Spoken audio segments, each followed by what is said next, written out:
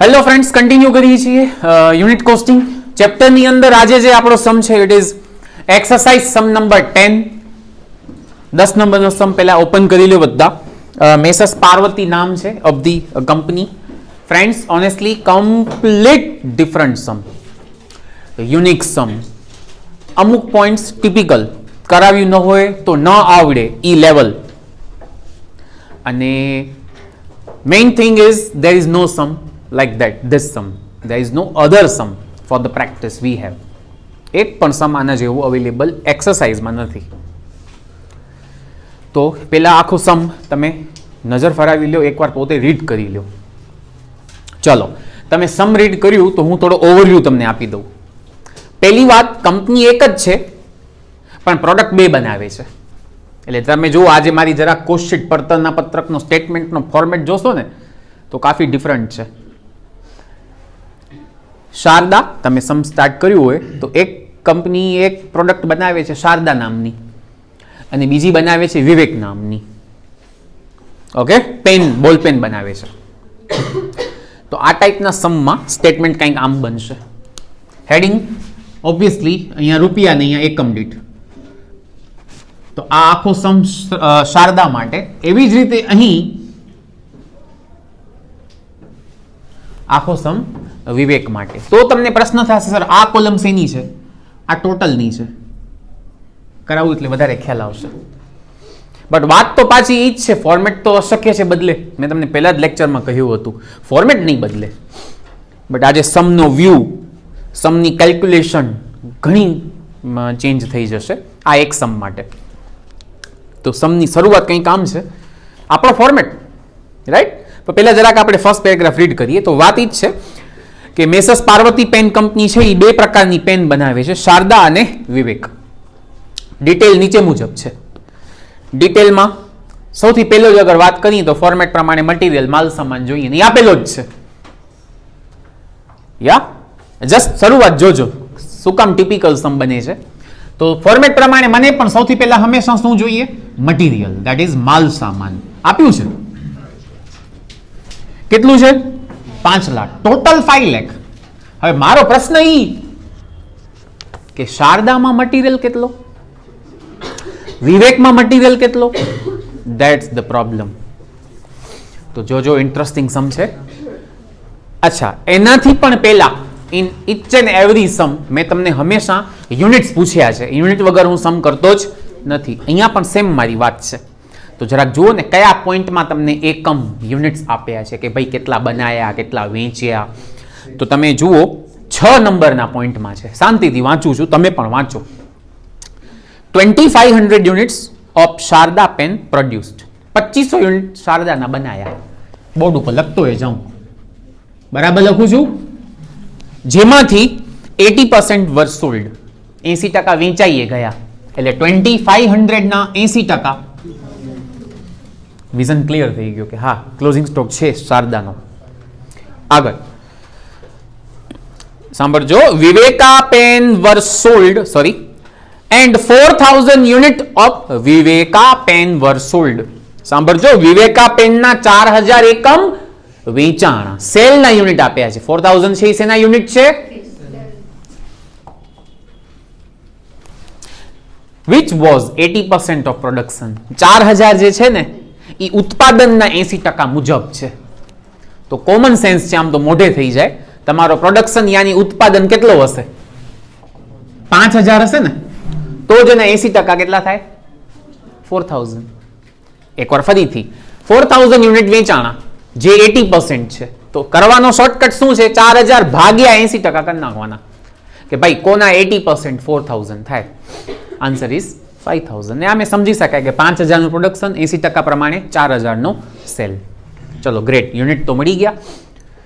હવે પ્રશ્ન પાછો ઈ જ ઉભો રહ્યો, સર મટીરિયલ તમે લખ્યો 5 લાખ, 5 lakhs. હવે અહીંયા કેટલો લખશો ને અહીંયા કેટલો લખશો? તો એના માટે તમને હિન્ટ આપેલી જ હશે. તો કરીએ છીએ સમ સ્ટાર્ટ. નીચે એડિશનલ ઇન્ફોર્મેશન જે બધી છે વિગતો, એમાં પહેલી વિગત ધ્યાનથી, અને સાઈડમાં ગણતરી કરું છું પાર્ટ ઓફ આન્સર. બધી ગણતરી બતાડવી પડશે. ચાલો, તો પહેલો પોઈન્ટ હું કરું છું જેનામાં મારે મટીરિયલ ગોતવો છે શારદાની વિવેકનો. તો પોઈન્ટ નંબર 1 પહેલા ઇંગ્લિશમાં રીડ કરી જાઉં, પછી ગુજરાતી રીડ કરું. Direct material per unit in Sharada consist twice then Viveka. Sharada પેનમાં વિવેકા પેન કરતા મટીરિયલ કેવું છે? ડબલ છે પર યુનિટ, એકમ દીઠ. ચાલો હું અહીંયા લખું છું શારદા અને વિવેક. યા પોઈન્ટ ફરીથી રીડ કરો.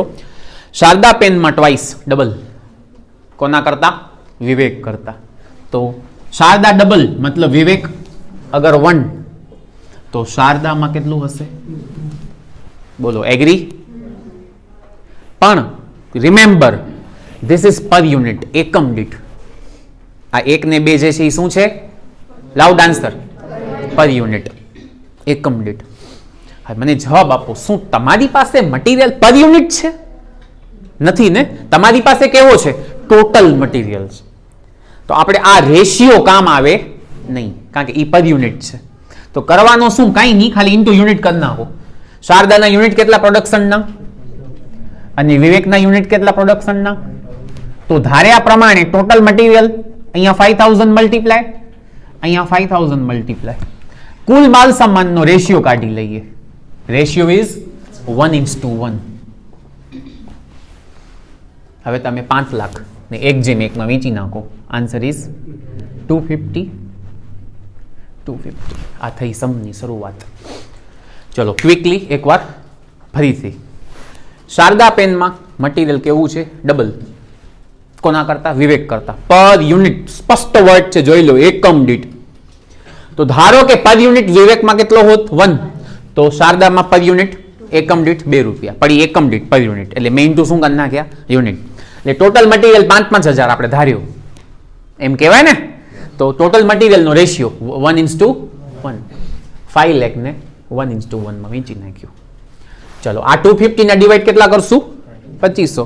અને આ 250 ના ડિવાઈડ કેટલા કરશું? 5000. કરાવી દો. ફાઇનલી સમની થઈ શરૂઆત.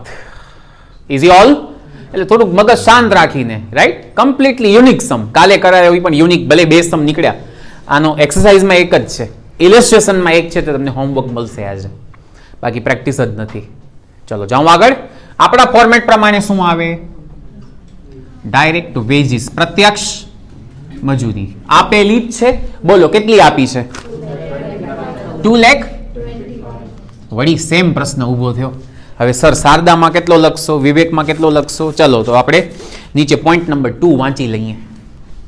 આ પાર્ટ ઓફ આન્સર હો, બધી ગણતરી બતાડવી પડશે. હું વારંવાર કહું છું, ભૂલી ન જાજો. ચાલો તો તમે પોઈન્ટ વાંચો. શું કહ્યું છે? પોઈન્ટ આમ છે, ડાયરેક્ટ વેજ પર યુનિટ. જો અહીંયા શબ્દ આવી ગયો, એકમ દીઠ પર યુનિટ. વિવેકનો 40% છે શારદા કરતા. વિવેકમાં કેટલો છે? કોના કરતા? તો આ વખતે ધારો કે શારદા, તો વિવેક 40%. તો 1 ના 40%, 1 ના 40% કેટલા થાય? 0.40. શરૂઆત. Everyone yes or no? This is 40%. તો શારદામાં 1 રૂપિયો, અહીંયા 0.40. પણ આ ફિગર શું આવ્યો? પર એકમ દીઠ. આના ઇન્ટુ કરો યુનિટ્સ યાની એકમ. 2500 અને 5000. ટોટલ વેજીસ ધાર્યા પ્રમાણે આટલી છે. આવી ગઈ કુલ મજૂરી, ટોટલ વેજીસ. આનો રેશિયો કાઢો. It is 5:4.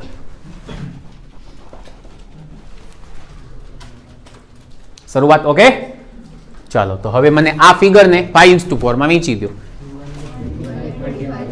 And 1 lakh. Divide કરો યુનિટ્સ.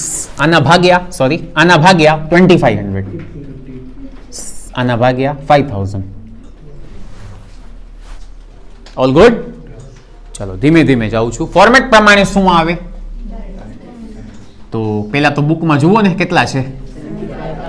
70. હવે નીચે વાંચી થર્ડ પોઈન્ટ. ચાલો પ્રત્યક્ષ ખર્ચા ડાયરેક્ટ એક્સપેન્સીસ કઈ રીતે વેચવાના છે? ડાયરેક્ટ એક્સપેન્સીસ વોઝ સેમ પર યુનિટ ફોર વિવેક એઝ વેલ એઝ શારદા. બંનેમાં પર યુનિટ કેવા છે? સેમ. તો તમે ઇઝીલી કરી શકશો. મતલબ તકડ ના કરજો. ધીસ ઇઝ પર યુનિટ, ધીસ ઇઝ એકમ દીઠ. તો આના ઇન્ટુ યુનિટ્સ 25 એન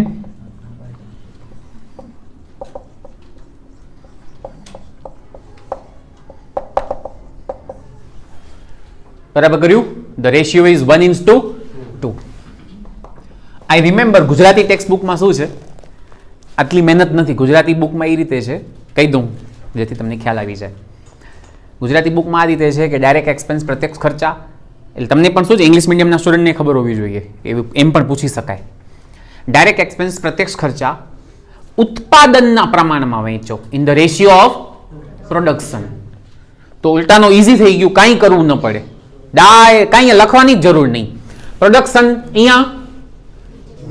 અહીંયા રેશિયો 1:2. તો આ ખબર હોવી જોઈએ. ઓકે. અને ઇંગ્લિશની બુકમાં આ રીતે છે, બટ બેનો આન્સર કેવો છે? સેમ છે, 1:2. 1:2 જ રેશિયો આવે છે. ચલો તો આને 75 ને 1:2 માં વેચી આપો. કેટલા કીધા? 25 એન્ડ 50. ડિવાઇડ યુનિટ કરી નાખીએ. ફાઇનલી તમારો પહેલો આન્સર જેને તમે શું કહો છો? યસ.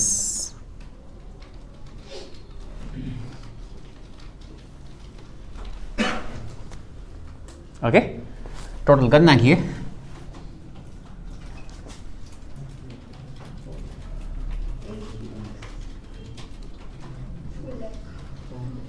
કેટલા?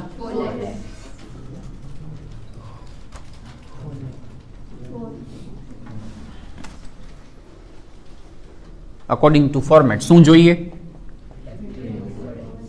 તો હવે જુઓ ને, ઉપર તો નથી આપ્યું, તો નીચે ક્યાંક પોઈન્ટમાં ઇન્ફોર્મ હશે જ કરેલું. તો કરેલું છે factory overhead point number 4. Factory overhead were 20% of prime cost. પ્રાથમિક પડતરના 20%. 20% એટલે કેટલું ઈઝી થઈ ગયું. તમારી પ્રાઇમ કોસ્ટ પ્રાથમિક પડતર એટલે આ ને, બધાના 20% લખાવતા જાઓ. આના 20% 20%,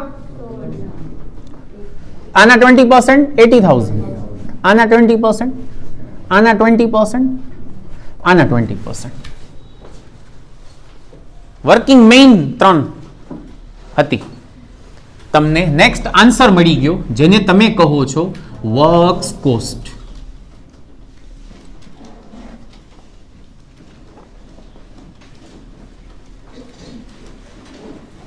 કરી આપજો ટોટલ. અહીંયા 9,60,000 that is 9,60,000, 480, 192, 480 અને 96, 96. બોલો ને, અકોર્ડિંગ ટુ ફોર્મેટ તમને શું જોઈશે? ઓફિસ એક્સપેન્સીસ યા તો ઓફિસ ઓવરહેડ્સ. ચાલો તો અગેઇન રીડ કરીએ નોટ.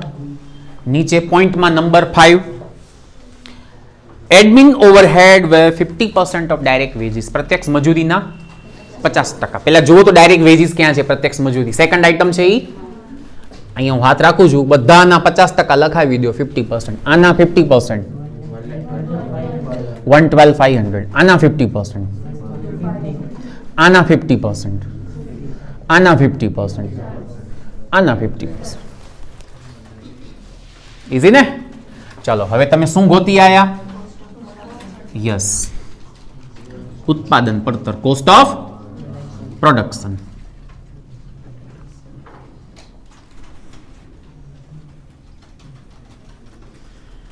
ટોટલ જરાક લઈ લઈએ. 10 lakh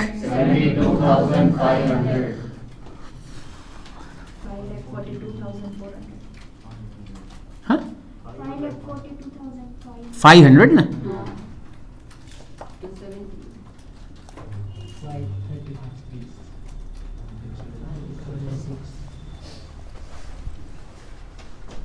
ઓલ ગુડ બધા? ચલો ધીમે ધીમે અહીંયા વેઇટ કરજો, કારણ કે નોર્મલી સ્ટોક લઈએ છીએ તો ઓપનિંગ સ્ટોક તો ક્યાંય નથી. તો શું ક્લોઝિંગ સ્ટોક છે તમારી પાસે? કન્ફર્મ બેમાં છે. ચલો વારાફરતી લેશું.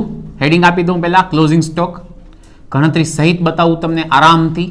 પહેલા શારદાની વાત કરું છું. શારદામાં કેટલા યુનિટ બન્યા? 25 ને વેચાણા 2000, મતલબ કન્ફર્મ છે આખો સ્ટોક ઇન્ટુ શારદાનો એક યુનિટ તમે કેટલામાં બનાવી લ્યો છો? ડન ને? તો મલ્ટીપ્લાઈડ બાય 217 કરી દો મલ્ટીપ્લાય. 1 લાખ ધ્યાનથી લખજો, જ્યાં ત્યાં ન લખી નાખજો. શારદામાં ચલો વિવેકની વાત કરો તો દેખાય જ છે ક્લોઝિંગ સ્ટોક 1000 યુનિટ, બરાબર ને? અને વિવેકનો એક યુનિટ 106 106 માં બને છે. સો ધ કોસ્ટ ઓફ ધેટ પર યુનિટ ક્યારે પણ લેતા જ નથી. ભેગી વાત આ બેનું જરાક ટોટલ કરી દો. અહીંયા લખવું પડશે ને, કેટલું થશે? 4 કેમ થાય પ્રભુ? 2 લાખ ઉપર જશે. રિલેક્સ થયા. 2 લાખ સ્પીડ નહીં કરો, જલ્દીનો કામ શેતાનનો. ટક્કર નહીં કરો, બગડી જશે કામ બધું. આરામથી કરવાનું. ચાલો, ધીસ ઇઝ COGS, વેચેલ માલની પડતર. આ માઇનસ આ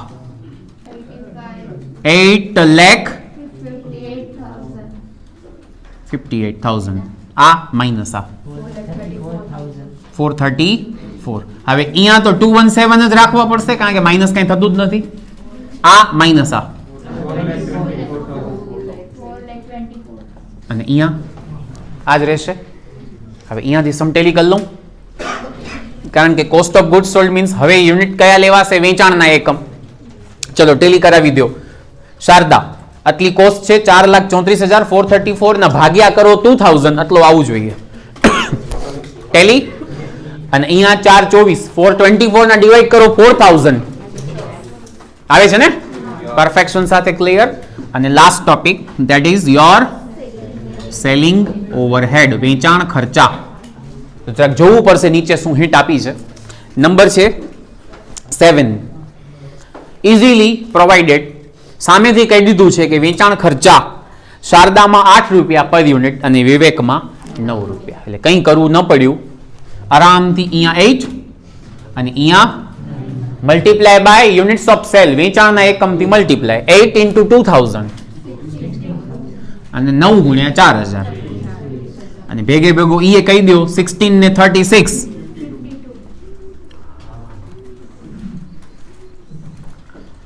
આમ તમને લોકોને મળી ગઈ ટોટલ કોસ્ટ. ટોટલ એડ કરી નાખીએ, બોલજો.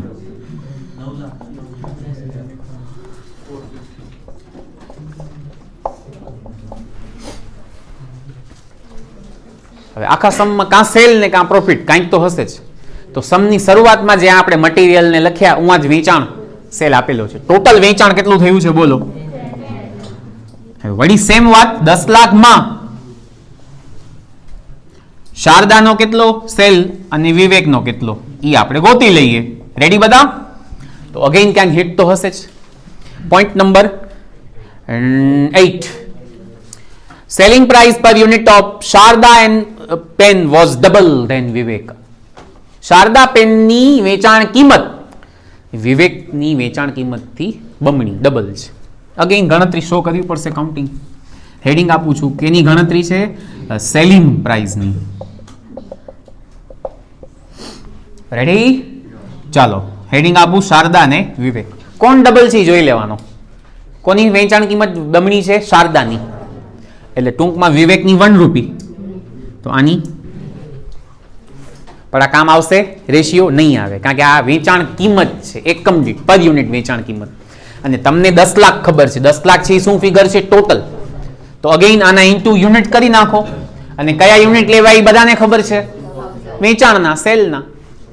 2 and 4. તો 4000 રૂપીસ એન્ડ 4000 રૂપીસ એટલે તમારો રેશિયો આવ્યો યા. તો 10 લાખનું વેચાણ એને 1:1 માં વેચી 1:1. 5 લાખ 5 lakhs. ડિવાઈડ યુનિટ્સ, આના ડિવાઈડ 2000, આના ડિવાઈડ 4000,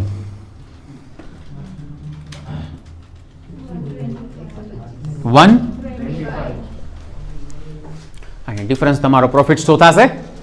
ચલો તો અહીંયા જ 9,10,000 ની વસ્તુ 10 લાખમાં વેચી આયા. યોર ટોટલ પ્રોફિટ ઇઝ સેમિયા પ્રોફિટ જ છે 50, 25, અહીંયા એ પ્રોફિટ છે 40 એન્ડ 10. છે ને કમ્પ્લીટલી ડિફરન્ટ, કમ્પ્લીટ ડિફરન્ટ સમ. એકવાર ક્વિકલી 4 પોઈન્ટનો રિવિઝન લઈ લઈએ. ચલો સૌથી પહેલા હતું મટીરિયલ, માલ સામાન. તો ક્લિયર વર્ડ હતો કે શારદાનો છે ને એ ડબલ છે મટીરિયલ કોના કરતા? વિવેક. તો વિવેકનો 1 તો શારદાનો થાય 2. પણ તકલીફ એ હતી કે 2 ને 1 શું આયા? પર યુનિટ. ટૂંકમાં કીધું છે એકમ દીઠ, એટલે એ રેશિયો આપણે કામ ના આવે. 2:1 રેશિયો કામ જ આવે નહીં, એના ઇન્ટુ આપણે યુનિટ કરી નાખવાના. કારણ સાથે કે આપણી પાસે 5 લાખ ફિગર છે એ પર યુનિટ નથી, શું છે? ટોટલ છે. તો રેશિયો પણ આપણે ટોટલ મટીરિયલનો કાઢવો પડે. તો 2 અને 1 ના ઇન્ટુ મેં શું કરી નાખ્યા? યુનિટ્સ.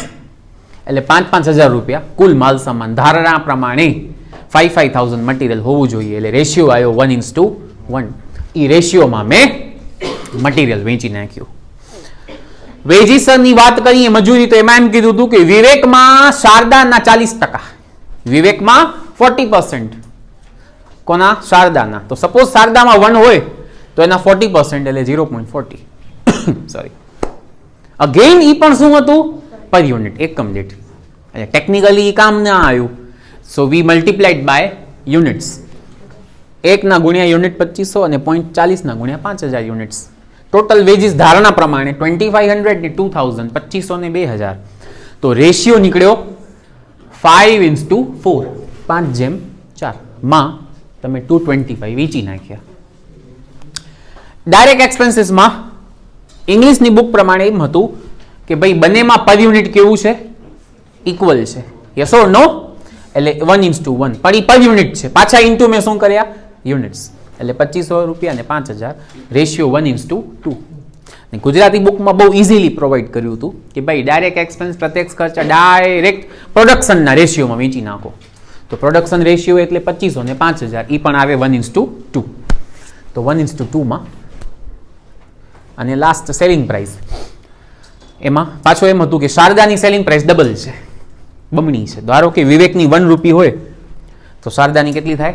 2 રૂપીસ. અગેન વેચાણ કિંમત, સેલિંગ પ્રાઇસ એ હંમેશા પર યુનિટ જ બોલાય, એટલે ઇન્ટુ મેં શું કર્યા? યુનિટ્સ. પણ ઓબ્વિયસલી અહીંયા યુનિટ કયા લેવા હોય? કારણ કે આપણે કોસ્ટ ઓફ પ્રોડક્શન પછી સેલના યુનિટ જ ધ્યાનમાં લઈએ છીએ. સો 2,000 ને 4,000 મલ્ટીપ્લાય કરી, સેલ મળ્યો 4,000, જેનો રેશિયો આવ્યો 1:1. Okay, the most typical and most different. Typical હવે નહીં લાગે, બટ કરાયું ના હોય ને આવી જાય તો શ્યોરલી ઘણાથી ન પણ થાય, ઘણાને ઇશ્યુ આવે. એન્ડ પ્રોબ્લેમ ઇઝ ધેટ કે એની પ્રેક્ટિસ નથી આપણી પાસે એક્સરસાઇઝમાં. અને માત્ર એક જ ઇલેસ્ટ્રેશન છે જે આજનો તમારો હોમવર્ક છે. હવે ઓનેસ્ટલી ચેપ્ટરમાં કાંઈ જ બાકી નથી, just we are practising the sum. હજી લાસ્ટ 2 લેક્ચર આના આપણે લેશું, જેના બાકી જે સમ્સ છે એ પતાવશું. બાકી concept wise, format wise, type wise, typical sum almost cover up. But છતાંય 2 લેક્ચર હજી આપણે લેશું જ, અને કોઈ વસ્તુ મૂકશું નહીં, બીકોઝ એક ચેપ્ટર એટલે 25% સિલેબસ, અને આના ઉપર ડિપેન્ડ કરે છે નેક્સ્ટ ચેપ્ટર. હવે એ કમ્પ્લીટ થશે એટલે અડધો સિલેબસ પૂરો થઈ ગયો કોસ્ટ એકાઉન્ટનો, એટલે આમાં સ્પીડ થાય જ નહીં. બરાબર? તો આજનો હોમવર્કનો સમ સિમિલર ઓફ ધીસ ઇઝ ઇલસ્ટ્રેશન 14, ઉદાહરણ 14 is your homework of the lecture. મળશું નેક્સ્ટ લેક્ચરમાં. આગળના બધા સમ્સ નો જે તમારું લિસ્ટિંગ છે એ પ્રોપર ક્લિયર કરી નાખજો. મળશું નેક્સ્ટ લેક્ચરમાં. વિડીયો પોઝ કરી આખો સમ કમ્પ્લીટ કરી લો. એન્ડ ઇલસ્ટ્રેશન 14.